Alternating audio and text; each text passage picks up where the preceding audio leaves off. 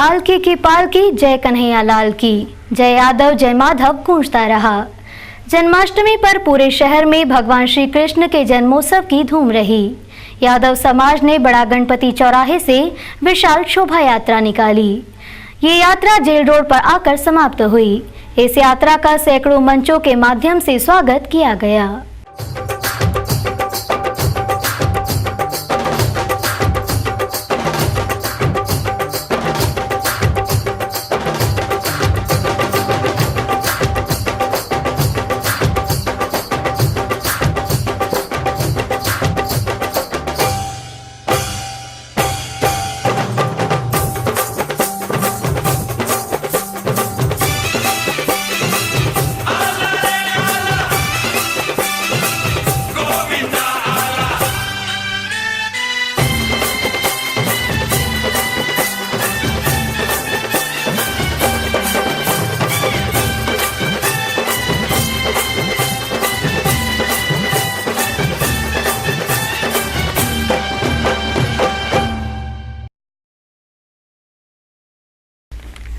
शुक्रवार को जन्माष्टमी पर्व शहर में धूमधाम से मनाया गया। सुबह शोभा यात्रा से शुरू हुआ सिलसिला देर रात तक चलता रहा। इस दौरान मटकी फोड़, झांकियों की सजावट के साथ अनेक कार्यक्रम आयोजित किए गए। जन्माष्टमी पर्व पर इंद्र देवता भी मेहरबान रहे। भगवान श्री कृष्ण के जन्म के पूर्व रिमझिम फुहारों से उनकी अगवानी की। समग्र यादव समाज द्वारा शुक्रवार सुबह बड़ा गणपति से विशाल शोभा यात्रा निकाली गई, जो जेल रोड पर जाकर समाप्त हुई। इस शोभा यात्रा में हाथी, घोड़े, बग्घी और बैंडबाजों के साथ डीजे के माध्यम से भगवान श्री कृष्ण के भक्ति गीत से पूरा पश्चिम क्षेत्र कृष्ण के रंग में रंग गया। हर तरफ श्री कृष्ण की जय जयकार गूंज रही थी। यात्रा में 3 आकर्षक झांकियां भी थी, जो भगवान कृष्ण की महिमा को जीवंत करने का प्रयास कर रही थी। यात्रा में शामिल सैकड़ों श्रद्धालु भक्ति रस में डूबकर नाचते गाते चल रहे थे। बड़ा गणपति से निकाली गई इस विशाल शोभा यात्रा का अनेक सामाजिक, व्यापारिक और स्वयंसेवी संस्थाओं ने फूल बरसाकर स्वागत किया। इसके लिए पूरे यात्रा मार्ग पर सैकड़ों मंच लगाए गए थे। विशाल चल समारोह में पूर्व विधायक रामलाल यादव, भल्लू, पार्षद मूलचंद, बंते यादव, के यादव सहित बड़ी संख्या में महिलाएं और बच्चे भी भगवान कृष्ण की जय जयकार करते चल रहे थे।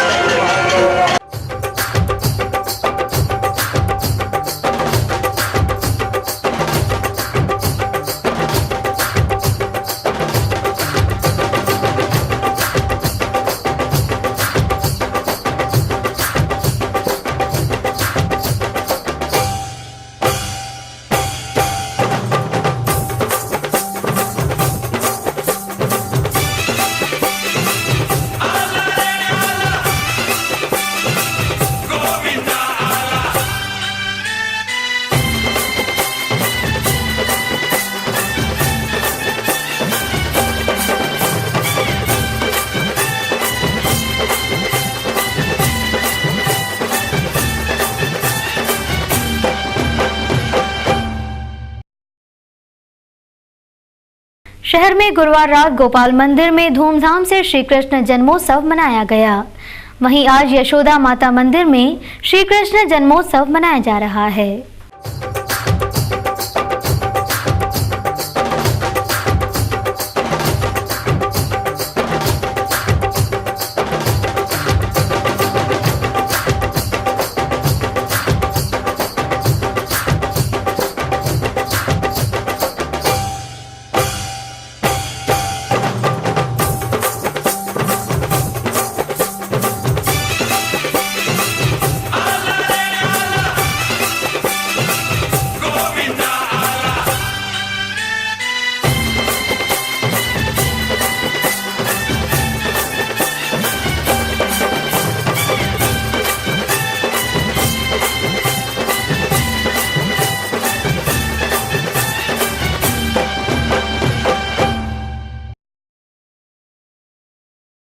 हर बार की तरह इस बार भी शहर में 2 दिन तक भगवान श्री कृष्ण का जन्मोत्सव मनाया जा रहा है।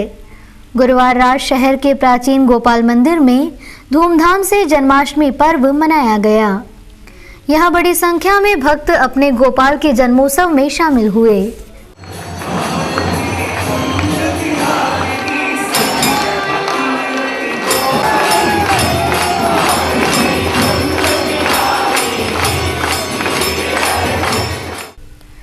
मंदिर में शाम से ही भक्तों का तांता लगने लगा था।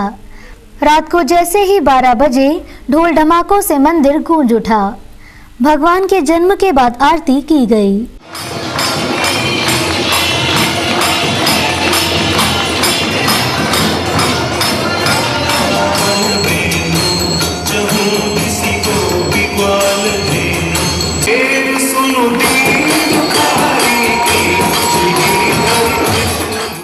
भले ही शहर में 2 जन्माष्टमी बनाई जा रही हो, लेकिन अधिकतर लोग गोपाल मंदिर में जिस दिन जन्माष्टमी बनाई जाती है उसी दिन कृष्ण जन्मोत्सव मनाते हैं।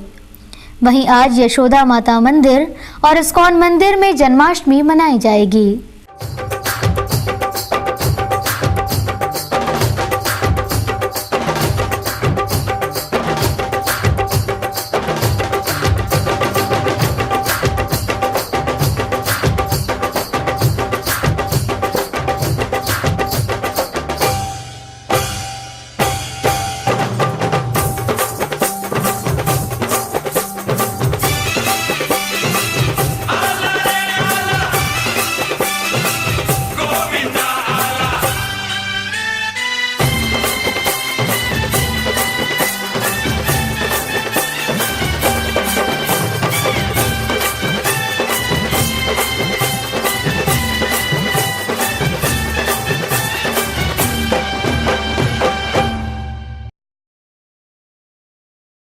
नवलखा बस स्टैंड को स्थानांतरित करने के लिए नई जमीन का महापौर ने निरीक्षण किया। राजीव गांधी प्रतिमा के समीप की जमीन देखकर उन्होंने उसे फिलहाल तो नामंजूर कर दिया है। शुक्रवार को महापौर कृष्ण मुरारी मोघे ने राजीव गांधी प्रतिमा के समीप अंतर्राज्यीय बस स्टैंड के लिए प्रस्तावित भूमि का निरीक्षण किया। मोघे ने जमीन देखकर कहा कि बस स्टैंड के लिए उचित नहीं है। उनका कहना है कि वे बैठक में चर्चा कर नए प्रस्ताव भी मंगवाएंगे ताकि ऐसे स्थान का चयन किया जाए जहां बसों के पर्याप्त पार्किंग, एबी रोड का यातायात भी व्यवस्थित रहे। साथ ही यात्रियों के पार्किंग और बैठने का भी पर्याप्त स्थान होना चाहिए। उसी स्थान को डेवलप करना, क्योंकि बीच में एक मीटिंग हुई और उसके अंदर बात यह आई कि अगर उससे बड़ा कोई स्थान मिलता है और बस स्टैंड के लिए अपन बाहर वो कर पाते हैं, क्योंकि नवलखा पे अधिकतम आने वाली बसें इधर बैतूल साइड से आती है, उधर खरगोन, बड़वानी और खंडवा से आती है। निरीक्षण के दौरान निगम आयुक्त योगेश शर्मा, नजूल अधिकारी चंद्रमौली शुक्ला, जिला प्रशासन और विकास प्राधिकरण के अधिकारी भी मौजूद थे। उल्लेखनीय है कि पालिका बस स्टैंड नवलखा को स्थानांतरित करने की योजना 5 साल से है, लेकिन जनप्रतिनिधियों की लापरवाही से अभी तक जगह भी नहीं मिली। बिग टीवी पर प्रसारित होने वाले बिग मैम साहब में इंदौर के प्रतिभागी का शहर में आने पर जोरदार स्वागत किया गया। बिग टीवी पर प्रसारित होने वाले प्रसिद्ध शो बिग मैम साहब की फाइनल राउंड की प्रतिभागी प्रियंका गिल्डा का इंदौर आने पर जोरदार स्वागत किया गया। प्रियंका इंदौर की ही हैं।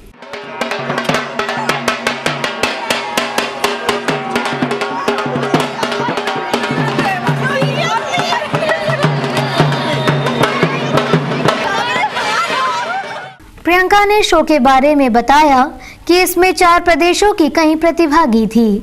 शो में बहुत कुछ सीखने को मिला। सब करके कॉन्टेस्ट था। इसमें बेसिकली सारी लेडीज़ के लिए एक प्लेटफॉर्म है जिसमें वो अपनी प्रतिभा को उभार सकती है। जी। और ये 4 प्रदेशों के बीच में था। काफ़ी डिफ़िकल्ट था और बहुत अच्छा था। हमने बहुत एंजॉय किया इस कॉन्टेस्ट में, बहुत कुछ सीखा। कितने कंटेस्टेंट थे आपके साथ? इसमें अलग अलग राउंड्स थे। हर स्टेट के 8-8 कंटेस्टेंट तो थे और जब वो लोग ग्रैंड फिनाले में आए तो वो 2-2 हो गए थे हर स्टेट से। प्रियंका ने बताया कि फाइनल शो का प्रसारण जल्दी ही किया जाएगा, जिसमें विजेता की घोषणा होगी। शो में प्रियंका की स्थिति काफी मजबूत बताई जा रही है। नगर निगम सफाई की ठेकेदार कंपनी A to Z के करीब 150 कर्मचारियों ने वेतन नहीं मिलने पर निगम पहुंचकर प्रदर्शन किया। सफाई कर्मचारी गोगा नवमी पर्व के पूर्व वेतन देने की मांग कर रहे हैं। निगम अधिकारियों के आश्वासन के बाद उन्होंने नारेबाजी बंद की। नगर निगम के माध्यम से शहर में सफाई करवाने वाली कंपनी A to Z के कर्मचारी इन दिनों वेतन नहीं मिलने से खासे परेशान हैं। शुक्रवार को इन कर्मचारियों ने नगर निगम कार्यालय पर प्रदर्शन कर निगम के खिलाफ जमकर नारेबाजी की।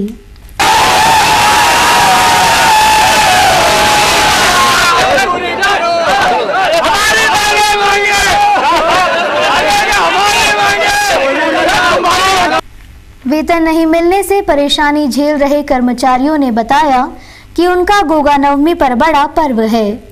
इसकी तैयारियों के लिए रुपयों की आवश्यकता पड़ती है, लेकिन निगम की लापरवाही के कारण वे इस त्योहार पर आर्थिक परेशानी झेल रहे हैं। और हमारा इंदौर शहर के अंदर ये त्योहार एक दिवाली के पूर्व में मनाया जाता है, ठीक। और उसके अलावा पेमेंट हमारा समय पे मिल नहीं पाया, इस कारण हम लोग ने हड़ताल करी है। वो जब तक पगार नहीं मिलेगी तब तक हड़ताल रहेगी। हमारे अधिकारी का कहना पड़ रहा है कल 12 बजे करीब तनख्वाह डल जाएगी और उसके बाद आपका पेमेंट क्लियर होगा। प्रदर्शन के दौरान निगम अधिकारी कर्मचारियों के बीच पहुंचे और उन्हें कल तक वेतन देने का आश्वासन दिया। तब जाकर कर्मचारियों ने नारेबाजी बंद की। हम लोग कोशिश कर रहे हैं कि कल तक उनका पेमेंट हो जाएगा, है ना। थोड़ी सी दिक्कत आ गई थी, इस वजह से थोड़ा डिले हुआ। अदरवाइज हमारी कोशिश रहती है कि हम पहले कर दें इनको। क्या कारण दिया कि इनको अभी तक राखी से पेमेंट नहीं दिया गया? कुछ हमारे पास फंड आने वाले थे, उनकी थोड़ी दिक्कत हो गई, इस वजह से, और कोई बात नहीं। गौरतलब है कि शनिवार को गोगा नवमी पर्व है। इस पर्व को लेकर सफाई कर्मचारियों में खासा उत्साह रहता है, लेकिन वेतन नहीं मिलने का असर इनके त्योहार पर भी पड़ रहा है। पिछले दिनों पैरों में इन्फेक्शन हो जाने से बीमार हुई गंगा हथीनी ने गुरुवार शाम दम तोड़ दिया। गंगा का कई दिनों से इलाज चल रहा था। मौत के बाद गंगा का विधि विधान से अंतिम संस्कार किया गया। पैरों में इन्फेक्शन हो जाने के बाद से ही हथीनी गंगा चल नहीं पा रही थी। उसका खजाना क्षेत्र में इलाज किया जा रहा था। वहीं गंगा के जल्दी ठीक होने के लिए यज्ञ भी किए जा रहे थे, लेकिन गुरुवार रात गंगा ने दम तोड़ दिया। गंगा की मौत के बाद उसी स्थान पर एक बड़ा गड्ढा खोदकर अंतिम संस्कार किया गया। अंतिम संस्कार में विधायक रमेश मेंदोला सहित बड़ी संख्या में लोग शामिल हुए।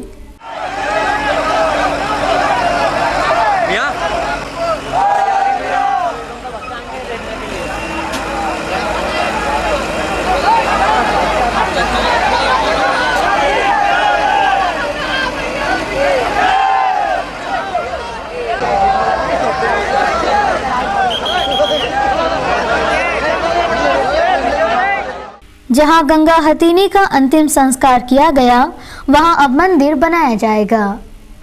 एक मासूम बच्ची को बंधक बनाकर उससे घर का काम करवाया जा रहा था। वहीं मासूम से मारपीट भी की जाती थी। जब लोगों ने इसकी शिकायत चाइल्डलाइन को की तो उन्होंने बच्चे को मुक्त कराया। चाइल्डलाइन को शिकायत मिली थी कि पलासिया थाना क्षेत्र के शांति नगर के एक फ्लैट में एक मासूम बच्ची से घर का काम करवाया जा रहा है। शिकायत पर जब चाइल्डलाइन और महिला बाल विकास की टीम मौके पर पहुंची तो यहां संजय बरी रंजन के फ्लैट में एक 10 वर्षीय बच्ची सविता मिली, जिससे घर का काम करवाया जा रहा था।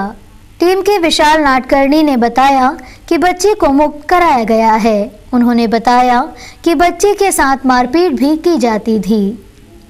एक बार पहले भी टीम यहां कार्रवाई कर चुकी है। यहाँ पर आकर कार्रवाई कर रहा है और साथ में इसके बयान के बाद हम देखेंगे कि इसमें किशोर ने अधिनियम के तहत यदि कार्रवाई की जा सकती है वो भी इसमें की जाएगी। ये कहाँ से लाए थे बच्ची को और कब से यहाँ पर उनसे काम? ये जो आया था मिसेस नमिता जो है ये उड़ीसा की हैं और उसका कहना है कि हमारे रिश्तेदार हैं, फिर बताया कि हमारे गाँव में रहने वाले हैं। तो थोड़ा सा जो बयान है बार बार बदल रहे हैं, उससे प्रतीत होता है कि शायद उड़ीसा की किसी गरीब घर से इस बच्चे को लेकर आए और यहाँ पर अपने छोटे बच्चों की देखभाल को लेकर बात आएगी। आपको जो भी है वो इन्वेस्टिगेशन में बात आ जाएगी उसमें। वहीं पास में रहने वाले लोगों ने बताया कि बच्ची के साथ मारपीट की जाती थी। कई बार तो बच्ची को इतना पीटा जाता था कि वो जोर जोर से चिल्लाती थी। बच्ची कई बार लोगों से बचाने के लिए गुहार लगा चुकी है। वो आके बोल रही हाथ जोड़ती, बोलो दीदी अच्छी है तुम मत कुछ करो। हाँ। नहीं मारती है। हाँ। ऐसा बता रही है। बच्ची ऐसे बोल रही है। हाँ अभी मैंने बात करी। उसके बाद अभी बच्ची जस्ट बात पर यहाँ कमरे में भी मतलब उसके साथ मारपीट की जाती थी। अभी ये क्या आमने सामने देखना नहीं हुआ। हाँ पर हाँ सुनने में आया कि हाँ कुछ। वहीं मकान मालकिन नमिता ने सारे आरोपों को नकार दिया। नमिता का कहना था कि उसका ससुराल उड़ीसा में है और वे वहीं से बच्ची को लाई हैं। बच्चे की मां ने ही उसे भेजा है। खुद उसको पूछ लीजिए, आप खुद आपके पास तो है, पूछ लीजिए वो बताएगी। क्योंकि मैंने आज तक कभी उसको मैंने जैसे काम करने के लिए नहीं लाई थी, क्योंकि उनके घर में बहुत गरीबी है। तो मेरी रिलेटिव की है तो मैंने कहा चल मेरे साथ। हम उसकी माँ भी खुद छोड़ी थी। हम तो साल में 2 बार जाते हैं। अभी भी जनवरी में गए थे, 2 महीना में रुक के आई थी। फिर अगले गए थे, अगले साल भी गए थे, फिर मई में गए थे। अभी भी अक्टूबर का हमारा टिकट भी हो गया है जाने के लिए। अक्टूबर में जाने के लिए टिकट, क्योंकि हम इस बार तो मैं इसको छोड़ने आने वाली थी, क्योंकि वो मेरी बात नहीं मानती। मैंने उसके माँ को बोला, मैंने वो मेरी बात नहीं मानती है और यहाँ के लोग मतलब यहाँ पे और बहुत अलग है। फिर कुछ प्रॉब्लम हो जाएगा, वो कुछ कर लेगी तो फिर मेरे पास सब आ जाएगा। मासूम बच्ची सविता का कहना था कि उसकी मां ने ही उसे यहाँ भेजा है। आपके परिवार को मालूम है, मम्मी को? क्या नाम है आपका? सरिता। तो आपको आपके संग जो पिटाई हुई थी आज, क्या हुआ था आज? क्यों मारा था आपको आज? हिंदी रे कहो, मुझे जाइते फूल बकिया को कहो। फिलहाल बच्ची को इन दरिंदों के चंगुल से छुड़ाकर चाइल्डलाइन को सौंप दिया है। अब बच्ची को जल्द ही उसके परिजन के सुपुर्द किया जाएगा। गौरतलब है कि उड़ीसा में गरीबी ज्यादा है। सविता के परिजन की माली हालत भी ठीक नहीं होगी। इसी कारण उसकी मां ने सविता को काम के लिए नमिता के साथ भेज दिया ताकि आर्थिक मदद मिल सके। हालांकि चाइल्डलाइन पूरे मामले की जांच कर रही है। पलासिया थाना क्षेत्र की पद्मावती कॉलोनी में एक सेवानिवृत्त शिक्षिका के घर में घुसे चोर दवा सुंघाकर मां बेटी को बेहोश कर करीब 15 तोला सोना और नकदी ले उड़े। 2 दिन पूर्व पलासिया थाना क्षेत्र के बैकुंठ धाम में ग्लास व्यापारी प्रकाश कुकरेजा के घर हुई 25 लाख की चोरी का पुलिस खुलासा भी नहीं कर पाई थी कि चोरों ने पुलिस को चुनौती देते हुए 24 घंटे में दूसरी वारदात कर लाखों रुपए के जेवरात लेकर चंपत हो गए। घटना सेवानिवृत्त शिक्षिका पुष्पा पंत के निवास पद्मावती कॉलोनी में हुई। चोर पुष्पा और उसकी बेटी को बेहोशी की दवा सुंघाकर 15 तोले सोने के जेवर ले उड़े। वहीं घटना की जानकारी देते हुए परिजन ने कहा, नींद खुली तो उन्होंने देखा बालकनी से कुछ लोग, बालकनी का दरवाजा खुला था तो कुछ लोग, ऐसा लगा कोई आशंका, तो उन्होंने देखा पैरों के निशान थे, अलमारी तक गए और काफ़ी ज्वेलरी वगैरह चोर लोग जो हैं वो ले गए और से करीब 10-12 तोला सोना ऐसे लगा। अभी हिसाब कर रहे हैं, 10-12 तोला सोना और कुछ नगद, पर्स वगैरह भी उठा के ले गए। बाद में पर्स नीचे फेंके हुए मिले। चोरों ने शहर में बीती रात बैकुंठ धाम के मकान और संगम नगर में एक साथ 5 दुकानों के ताले चटकाए थे। अब लोगों को माल के साथ जान की भी चिंता सताने लगी है।